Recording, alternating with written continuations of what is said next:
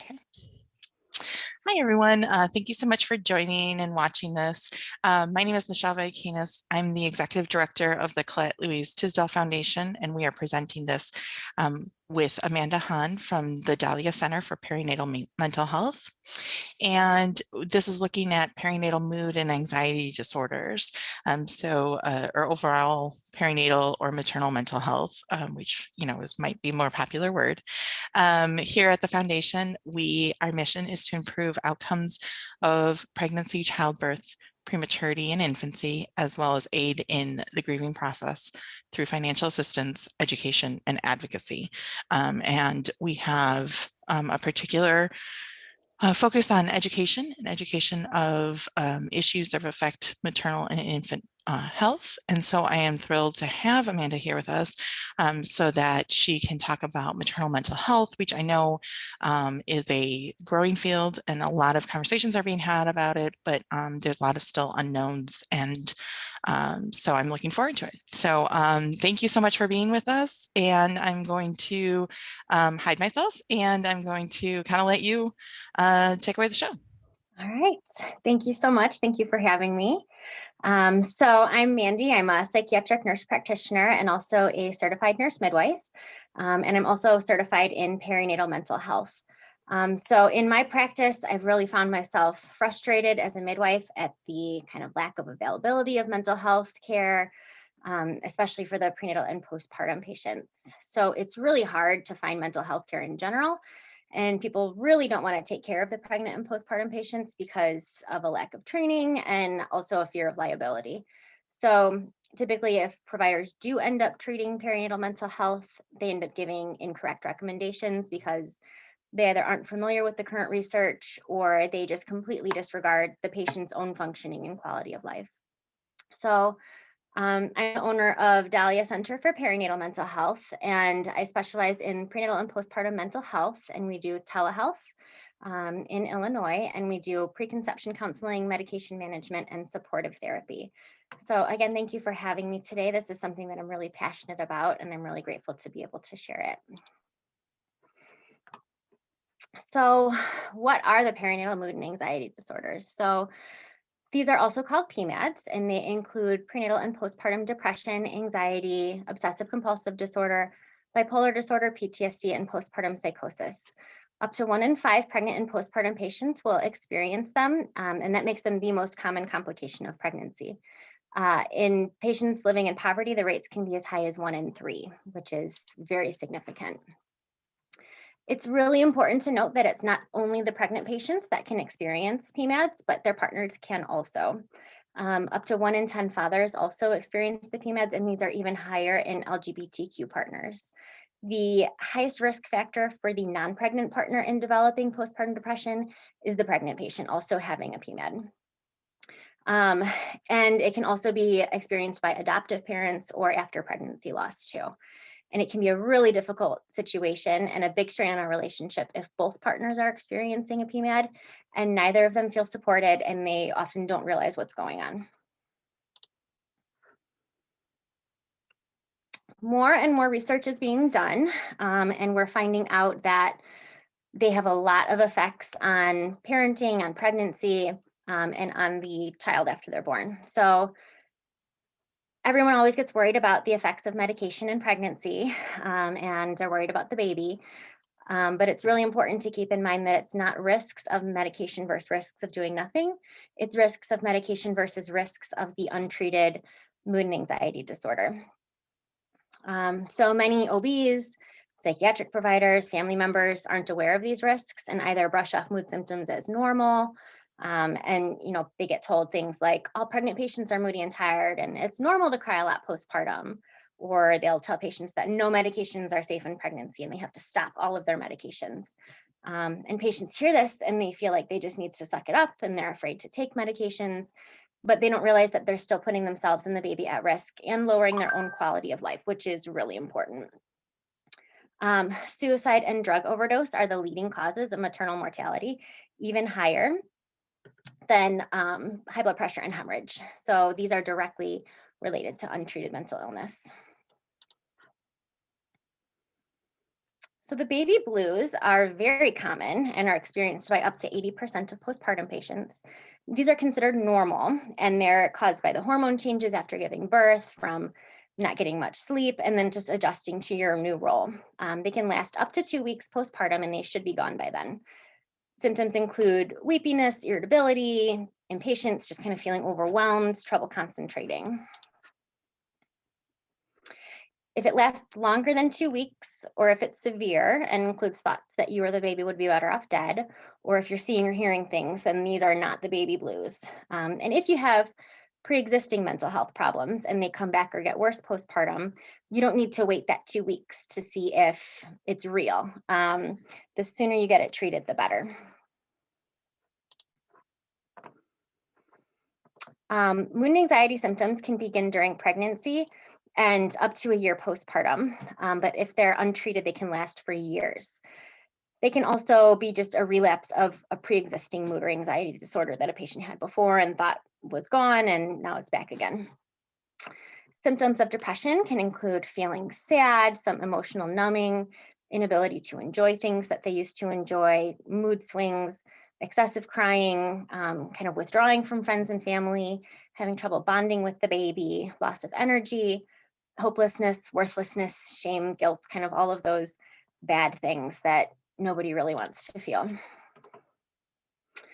A lot of times people are prepared to kind of watch out for postpartum depression, or at least have an idea of what it is, but don't even realize that postpartum anxiety is a thing. Symptoms of anxiety can include feelings of dread or that something bad is about to happen. You can get easily overwhelmed by noises or touch, racing thoughts, feeling on edge, a rapid heartbeat, that chest tightness and panic attacks sometimes comes with it, that feeling of like, oh my God, I'm going to die. I feel awful right now. The thoughts are often focused on parenting ability and feeling like a bad parent, or that they're not supposed to be doing this, or they're worried about the baby's health or safety. And so people get very concerned about, tracking things, and are worried that the baby's not developing normally or something along those lines. Rage is also a huge symptom of postpartum depression and anxiety. I had postpartum anxiety, and I remember just being set off by the smallest things. And I would just get irrationally angry at our dogs when I had just gotten the baby to sleep and their nails would click on the floor. And I thought they might wake them up, and I would just get so mad at them. And there's no reason for that. It was just something annoying that they did. They're just walking and being dogs, but it just instantly I was mad. Sometimes rage is the main symptom for people. They don't realize that what they're actually experiencing is postpartum depression or anxiety. So it kind of presents a little bit differently than depression and anxiety outside of the prenatal period. Bipolar disorder is periods of depression and periods of mania.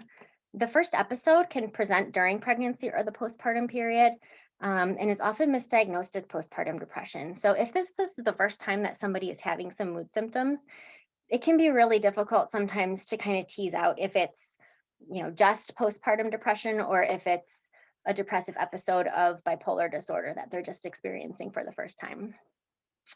There are two types of bipolar disorder. Type 1 has a more severe mania lasting at least 7 days and can sometimes have psychosis with it. Type 2 is a less severe hypomania, but has more periods of really severe deep depression. Symptoms of mania can include not needing much sleep for days at a time, still feeling like you have more energy than you know what to do with, racing thoughts and difficulty concentrating, kind of feeling like Superwoman and you can do anything, you're taking on things, really overly ambitious projects, you're acting impulsively, taking more risks than usual, like having unprotected sex, gambling, spending too much money, driving really fast. And this is a change from your normal behavior. Mania is not always overly happy, singing from the rooftops. Sometimes it's increased irritability, becoming agitated, starting fights. So painting and decorating the baby's room is like a normal thing that people do to get ready for the baby, but staying up all night for days at a time to paint a huge mural on the wall while singing and dancing to lullabies is not normal. Postpartum OCD. So, obsessive compulsive disorder is recurrent, intrusive, disturbing thoughts, followed by obsessions and rituals that are meant to prevent these thoughts and fears from happening. So, the thoughts are really vivid, you don't have control over them, and the parent feels that the thoughts might come true or that they might act on the thoughts. And then they do these obsessions and rituals to avoid or try and prevent these things from happening. Up to 80% of patients experience some intrusive thoughts postpartum. They are incredibly common. But for some people, these thoughts are more frequent, more intense, and cause more anxiety. So the thoughts can be very vivid and gruesome. So they might have thoughts of, they see themselves throwing the baby down the stairs. And so they'll walk as far away from the stairs as possible and hold the baby really tightly when they walk by the stairs. They might see the baby suffocating in their sleep. And so they're constantly checking the baby, monitoring them, and making sure they're breathing, or they might only let the baby sleep on their chest so they can watch them. Sometimes people will imagine that they are stabbing the baby with a knife, like they see it. And so they avoid going into the kitchen because, even though they know that the knives are there, they're not going to stab the baby with a knife. They can't help seeing it. And OCD is all about like the what if. So they just avoid the kitchen. Patients are often afraid that they're going crazy. They feel a huge amount of shame about these thoughts because clearly you must be a horrible parent for thinking these things. But that makes them afraid to tell other people about it. And sometimes people don't realize just how much they're struggling, and they just write it off as new parent anxiety because you're supposed to be, checking on the baby, and you're supposed to be watching out for these things. But there's normal new parent worrying, and then there's worrying that's kind of affecting your functioning, your ability to bond with the baby.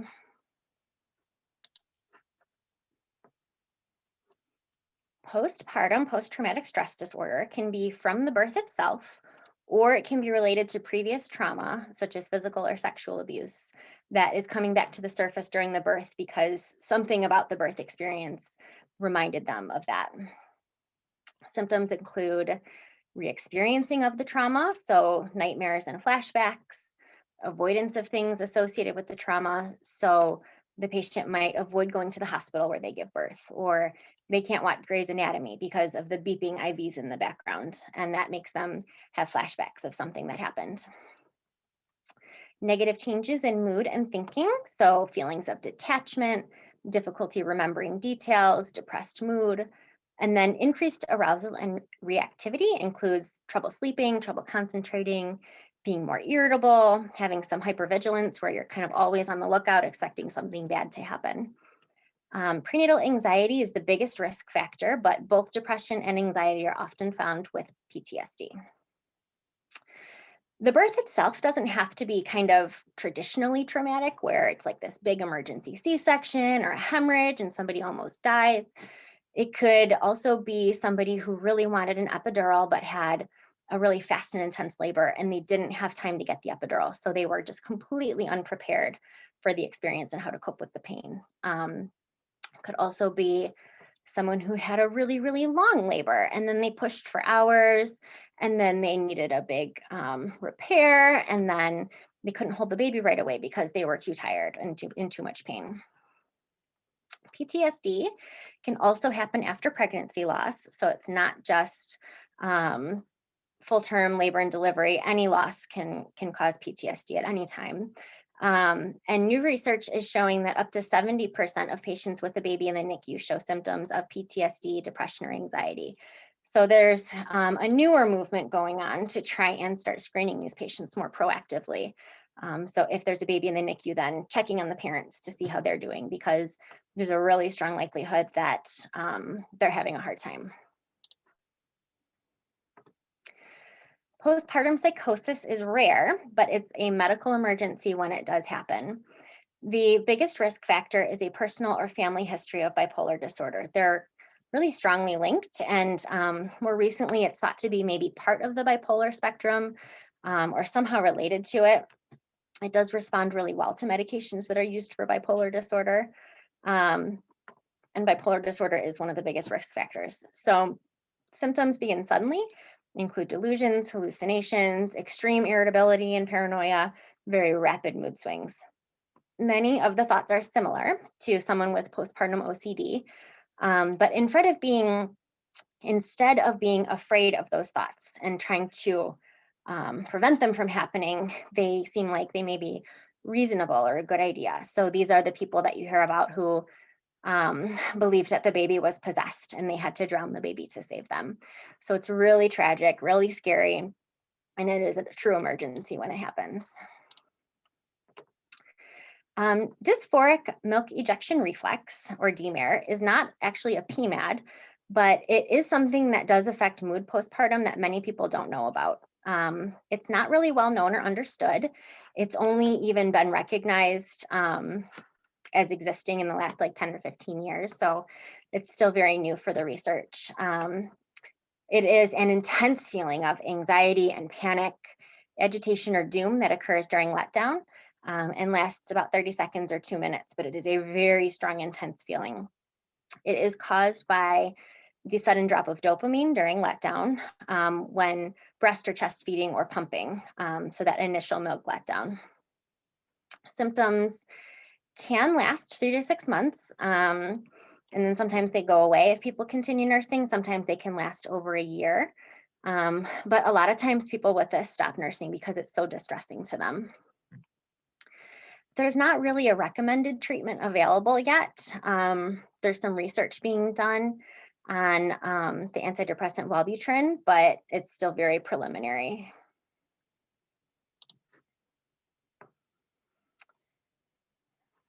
The risk factors for Pmads. So the biggest risk factor is already having a mood or anxiety disorder and not having it adequately treated. So it's really important to manage any pre-existing anxiety or depression. Having a Pmad in a prior pregnancy or postpartum is also a big risk factor for developing again. So even if during pregnancy you felt great, if you had postpartum depression with a prior pregnancy, you're really going to want to be proactive with this postpartum period. PMDD, premenstrual dysphoric disorder, can be caused by the same hormone changes that cause Pmads. And so if you have PMDD, it can show that you're a little bit more susceptible to developing Pmads. And so that's something to keep in mind as you're kind of looking at what your risks might be. If you are breast or chest feeding and it's going well, it's considered a protective factor. But if you're struggling or having a hard time with nursing, it can really increase the risk of developing symptoms. I'm not going to get into a ton of treatment, but just briefly, for mild to moderate symptoms of depression and anxiety, therapy is recommended first line. And so therapy works really well at developing coping skills, figuring out what's going on, helping you deal with some of these feelings. For moderate to severe depression and anxiety, though, or if there's any bipolar disorder or a history of psychosis, then medications are first line. So therapy is still really important to help you kind of get to the bottom of what's going on. But it's really important to stabilize and get the symptoms under control quickly to try and prevent some of the risks that come along with the Pmads. It's really important to take the lowest effective dose of medication and treat until the symptoms are gone. So sometimes people take these little baby doses of medication because they're afraid of meds, but they're still having depression and anxiety symptoms. And so it's really important to take whatever dose you need, even if it's a high dose, to effectively treat those symptoms. Otherwise, there's double the risk from both medication and the untreated mood disorder. It is generally recommended to consider continuing medication for at least 6 to 12 months after your symptoms are controlled to prevent relapse from the symptoms coming back again. And that's not 6 months from the time that you start the medication, it's 6 months from the time that you don't have any more symptoms. So that really kind of gives your brain a chance to reset a little bit.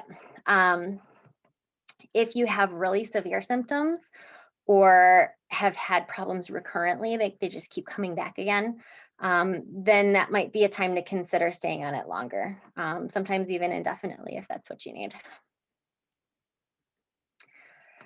So I can't stress enough how important it is to get treatment. That does not automatically mean medication, but if medication will be helpful for you, then take it. Just like sometimes people need glasses to see because of the way their eyes work, and some people need insulin to treat their diabetes, and some people feel just feel better on their medication because of the way that their brain chemistry works, and that's okay. It's important that you do whatever is going to help you function best to take care of yourself and parent the way that you want to. Many OBs and psychiatric providers aren't comfortable managing psychiatric medications in pregnancy. So, perinatal mental health really is its own specialty with additional training. And there's so much new research going on that you need to stay current to give evidence based recommendations. So, if your provider isn't comfortable managing your medications or if they're dismissive of your symptoms, then find a new provider for your mental health. And if there's somebody that's dismissing you or minimizing you, then maybe find a new provider altogether. But um, if you do need to find someone, Postpartum Support International is a really great organization. They have a directory of providers across the country that have extra training in perinatal mental health. And they also have some local peer support who can direct you to resources in your area if you're not sure who to see. They also have some free support groups for a lot of different populations of people. And they do have a consult line if your provider is going to try and manage your medications and they're just not quite sure about what they should be doing. Sometimes they can call. But ideally, you would be seeing somebody who has the specialty. Thank you again. And I'm always available to answer questions if anybody ever has anything. So thank you. Yeah. So thank you, Amanda. This was great. Yeah, and I think you did a really great overview. And I think, this is something I know I've said for a long time, but we put all of these assumptions, right? That, you have a new baby and if baby's home and healthy, like everything is good and you should be happy, without realizing like there's a lot more that goes on Mhm. and, to various extents, and it's happening to a lot more people than we realize. And, you know, um, when we're hearing it, and talking about it, that's really where we're reducing, that problem. Um, so, I had some questions to kind of follow up with some of the things you said. So you talked about, that there's a lack of some, maybe proper care, just as this is, it's not a new phenomenon, it's not a new thing that's happening, but as we're actually like, starting to really deal with it, some things are coming up. I know you mentioned the Postpartum Support International, PSI's directory, which is great, but for somebody who maybe doesn't want to go that way, or maybe, might be limited by insurance or something like that, what are some ways to kind of ensure that like your provider is giving proper care, right? And It's a struggle. So this is not a new phenomenon. It's maybe only new in that people are recognizing how big of a need there is, but it's always been unmet. And so even if people do have good access and good insurance and psychiatric providers a lot of times aren't trained in perinatal mental health. And mhm, so with a lot of specialties and not just mental health, but pregnant patients end up in this like weird limbo where the OBs don't know how to treat maybe their more chronic conditions or this very specialized thing, but then like the neurologist doesn't want to take care of them because they're pregnant and they're afraid of that liability. And so they just kind of get the short stick on everything. mhm, So, with maternal mental health now and the perinatal mental health, um, this is really recognizing that this is its own distinct area of care. And if you don't have, if you have like the medical card or something like that or state insurance, it's really, really hard to find mental health care at all, let alone somebody who is trained in perinatal mental health. mhm, Um, so, Postpartum Support International, probably their local peer support would probably be your best bet, just because they'll know, even if they're not perinatal mental health certified, like, hey, maybe go to this person. Sometimes they do some good stuff, or, definitely avoid this person because, they don't do good things. But there's really not much out there, unfortunately. Okay. Yeah. And I think that that's huge. And I think, we're seeing a lot more, with PSI and other organizations who are doing a lot more trainings for practitioners who don't have this specialty, but are seeing it coming in more and more. And that's a huge step. So you talked a little bit about, like, if you have a medical card, if you're, getting Medicaid kind of treatment, that's even harder. And one thing that I thought was particularly interesting, and I have heard this before, but that you said for lower income individuals that the rates of having an issue are so much higher. And so I imagine what you just said about sort of the medical card and all that is part of it, but what are some other reasons why that is? Why they have a harder time? Why they have just a higher rate of, Yeah, why they're yeah. higher risk for it. So, one, there's just such a lack of support in general, and so stress in general can make things harder. A lack of, housing or stability or income, and not knowing when your next meal is going to be, and just um, not being able to feel safe in your environment. All of that increases risk of mental health problems in general, and then you add pregnancy on top of it. And people, especially then, if they're not getting good care, then they don't want to do anything to hurt the baby, and so they just don't do anything for medications, and that ends up they just have a much harder time postpartum, and then they don't have that community support that some of the more affluent patients might have, where even if they don't have a close family, they can hire a doula, or they have resources like that, where somebody who's lower income might not be able to do that, or who has to go back to work at 3 weeks postpartum because they need the income, and I have to choose my house, or I have to choose staying home with my baby, and you need a place to live, so you have to go back to work. So Right. Yeah, no, definitely. And, I think that that's one thing that we definitely see over and over again, and why the financial assistance piece was and is still so important to us, is we know those kinds of things, right? And anybody who has ever had even like a momentary worry about money knows, like, that's a stress that is all consuming. And, if you're constantly in that, then that's just, there's never a break to that. So yeah, so definitely, for sure, I agree. I feel like I had a question from something you just said, like triggered something, and now I didn't write it down, which is always my mistake.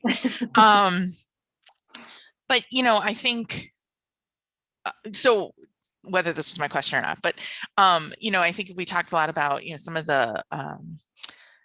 the anxiety or the depression and the feelings, right? Like, that also, like, some of those things sound like that's just like normal having a new baby, right?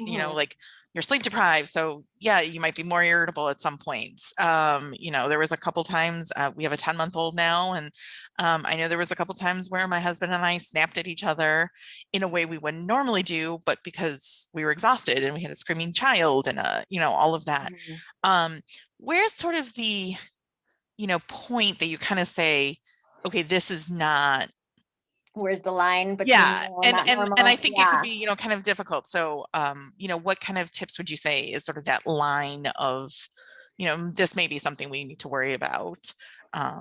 Yeah. So within that kind of first 2-week period is that baby blues, where there's a much wider range of what is normal, just because it is such an adjustment period, and there is so much sleep deprivation, and sleep has such a huge role in mental health. And so that's kind of why they give it that 2-week adjustment period. But if it's still going on after 2 weeks, then it's kind of where you should look a little bit more closely at it.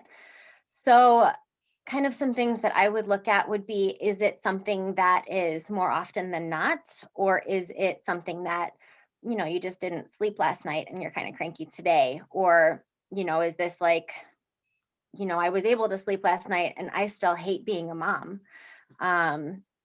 And it's not, you're not able to make that go away just by like, oh, I worked out for the last week and now I feel great. And if you're not able to make some easy adjustments and notice a big difference, if it's kind of just this pervasive colors everything, then I'd probably say it's more likely to be a problem. Mhm. It can be kind of hard though. So like I had postpartum anxiety, and like I'm a midwife. I work in the field. Like I know what it is, and it took me probably a year before I really like admitted that it was, oh, this is probably did not need to be as hard as it was. And I, Right. didn't need to try and do a million things at once. And I didn't need to, come up with all of these like lists of things. And if I didn't do it, then I'm not doing what I'm supposed to be doing. And, so there's, it's just so hard in the moment to recognize how much you're having a hard time. Mhm. And so that can be kind of where it's important to make sure everybody knows about this, because then your support people can recognize and be like, hey, what's going on with this? Like, Mhm. this really doesn't seem like it's going well for you. What can we do, or what do you need? Yeah. And that's great. That's actually a great segue into one of my questions, which was, if you're kind of from the outside, so you're not the parent, but whether it's a grandparent, a sibling, whatever it may be, who's seeing this and saying like, this is not like, now we're past sort of kind of what we expect happens after, a new baby coming home and all that. Um, what should those kind of support people be doing and saying and that? If it's, I mean, if somebody is to the point where they're seeming like they might be hurting themselves or hurting the baby, or they're having some of those kind of psychotic symptoms, then ER, get that taken care of right away. But if it's more kind of the, like, you're just struggling overall and you're having a really hard time, um, it kind of depends on the person a little bit. I would encourage everybody to talk about it together with their main support person, just to come up with a game plan, because even if the pregnant person doesn't have it, their partner has a 1 in 10 chance of having it at Mhm. least. And so, um, talking about how can we support each other? What is our relationship going to look like? What are our roles going to be? Because everybody has sort of expectations that they may or may not even be aware of, Mhm. if somebody expects, like, I'm going to go to work and you're going to stay home with the baby. And so you're going to be the one getting up with the baby all night every day because I'm going to work. And that's not your expectation. You're like, what do you mean I have to get up all Right. night every night with the baby? That's going to be a point of friction. And so talking about all of those things ahead of time, whether you have depression or anxiety already, is a really important part of adding that new baby to the mix. Mhm. Right. Okay. Yeah. Definitely. So, obviously I am very fascinated, just because I know my experience Mhm. was, a NICU stay, and I miscarried, and then I lost my daughter. And, some of the, we don't tend to think of postpartum, right? When somebody miscarries, we don't tend to think of postpartum issues, although that's still the Mhm. end of a pregnancy and there's still postpartum.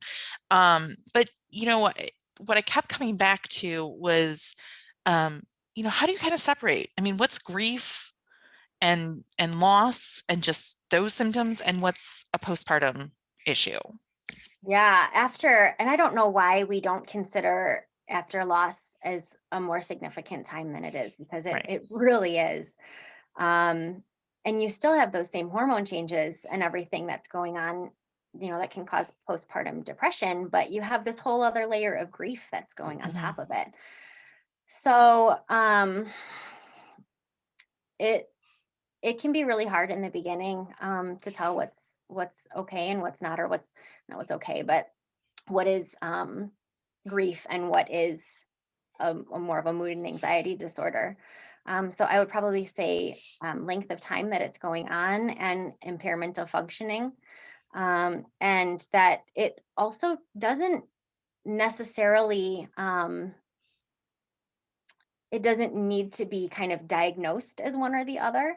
Like, if even if it is grief, if it's a very strong grief and you're having a hard time, you can still get help. It doesn't need to be like this whole big, well, I don't meet this diagnostic criteria, and so, then I don't, this, they don't need to see me. But if you're having a hard time, then therapy is still great to work through grief too. Or if you're having panic attacks because you're still having such a hard time, it's okay to temporarily use medication, even if it is just grief. It's grief is very big and very significant. And so um, at some point, it maybe doesn't matter as far as what the diagnosis is. It's just, how are you feeling and how is it affecting your functioning?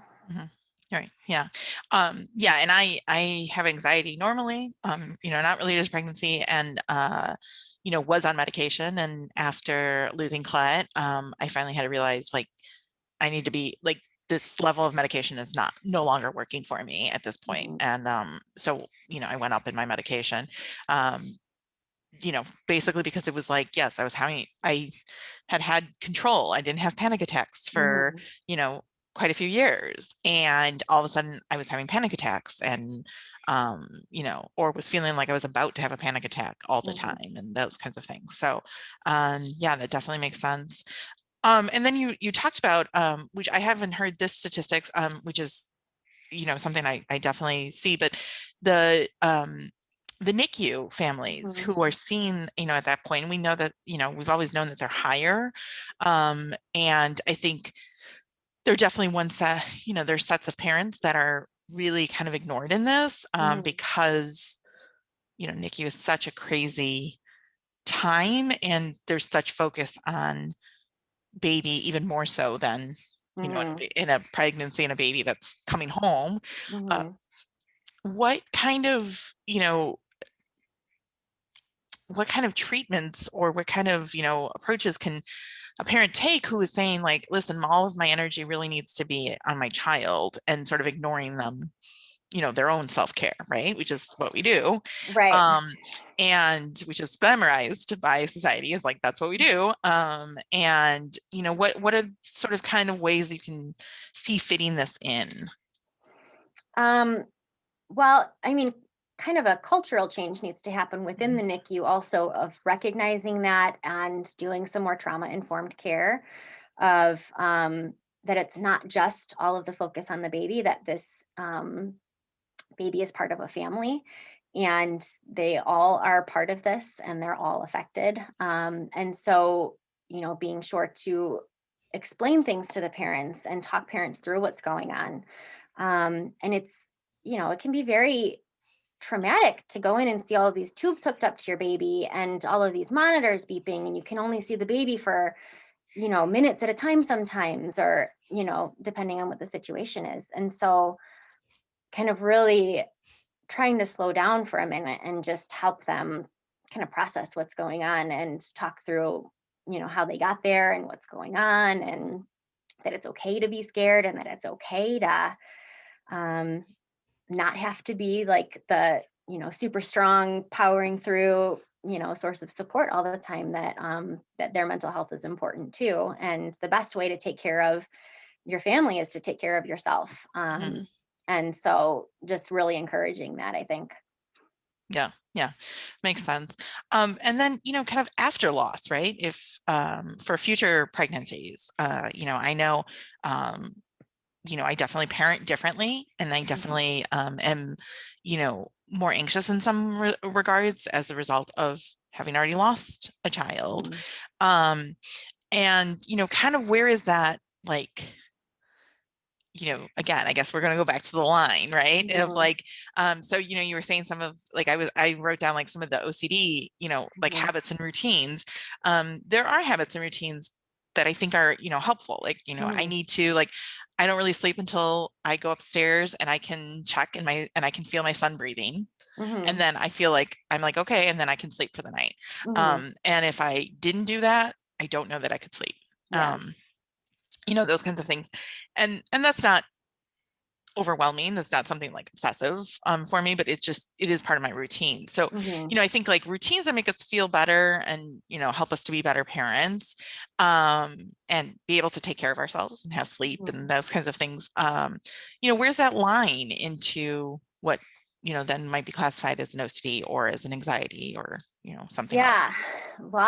Loss is tough, especially a pregnancy following a loss, because especially depending on where in the pregnancy you lost that last baby, it can be Sometimes people, once they kind of cross that point in the pregnancy, they're relieved and they feel better. And other times people feel more anxious because now there's this whole other unknown of, I'm just waiting for something to happen now. And, what is going to happen? And is this going to happen again? And so part of that is still part of the grief process from the prior pregnancy. And there's not really a way to get around that. I think it just comes with the territory of how bad it is. But postpartum for the current baby, where's that line? So again, I would kind of go back to how much does it affect functioning? So, you are able to check on your baby once before you go to bed. They're doing okay in there. Awesome. And then you're able to sleep. But if you're waking up multiple times a night and you can't go back to sleep until you get up and physically look at the baby and breathe, and you can't fall back asleep because then you're thinking of, all of the things that might happen, or did I do this? Did I do this? Did I do this? And oh my God, I didn't do this today. And, all of those kinds of things, then that's probably more likely to be something that you're on that PMAD spectrum. Okay. Yeah, definitely. And I thought that was interesting. I hadn't heard sort of the condition you talked about with breastfeeding and that release. And I know that I actually had a lot of PTSD over pumping because I had pumped for Colette. And so when I was pumping again, that was really difficult. And ultimately I gave up on breastfeeding. And that was the right decision for me and for our family. But I think that there's a lot of things that we talk about just sort of being like, normal and easy and comfortable. And, we've had somebody who presented on breastfeeding previously and like, it doesn't always work for everybody. And, sort of letting go of some of those, oh, you should do this, or you have to do this, kinds of things is really, I think, really difficult for a lot of parents. And, you talked about a societal change. Like, I think that's really key of doing as well. And going through that, Yeah. Yeah. The DMARE is something that I don't even think that necessarily a lot of people in obstetrics know about it. It's just, it takes, I think after new research is published, it takes like 20 years for it to get into the general circulation of medical knowledge. And so this has only very recently been acknowledged as a thing. So I think a lot of times people just don't recognize what they're feeling, but it is just this very just intense, like as soon as there's this letdown of like, oh my God, like just doom and everything is awful. And then it does go away. So there is a difference between anxiety from more of the PTSD and this kind of physiologic response. And so it's, does it last longer? Is there symptoms in between, or is everything fine? And it's just very specific to this period.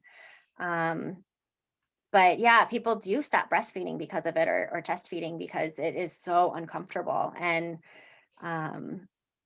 they might not, without knowing what it is, they might not be able to kind of let go of that guilt of not breastfeeding anymore, because there is that huge pressure of like, well, breast is best. So this is what I have to do. I just have to suck it up and go through this because this is what I need to do for my baby. And it's not, that's not healthy for anybody. So yeah, for sure. People need to know about that one. Yeah, exactly. Yeah, because I was surprised about just how much PTSD I had from pumping. And, and my son had issues latching and all of that. So it really was going to be mostly pumping. And I just finally was like, this is taking too much out of me. And so, we did that, and he's healthy and he's fine and, whatever. But yeah, I think that that's really hard. So, any like things, you've given so much information. So, but any things about, things you would really want people to know that you haven't already mentioned, or if you want to just share your, like your practice and a little bit more about that. Yeah, so I guess kind of the big thing would be just recognizing that,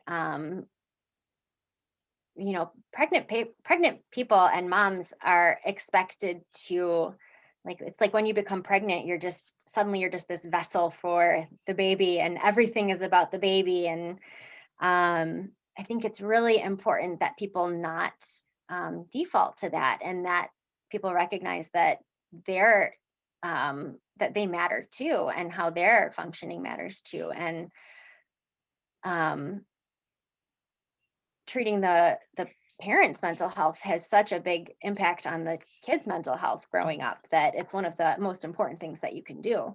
Um, and so, not feeling like you need to um, do it all, and not feeling like you do just need to suffer through for the baby, and that you matter too, and that um, if that means medication or therapy. I know a lot of people don't like that because there's such a stigma, but it really isn't any different than, if you needed insulin, nobody Right. would look twice at that, but suddenly Right. you need medication to get through your pregnancy, and they're like, what is this? So that just Right. needs to go away. Yeah.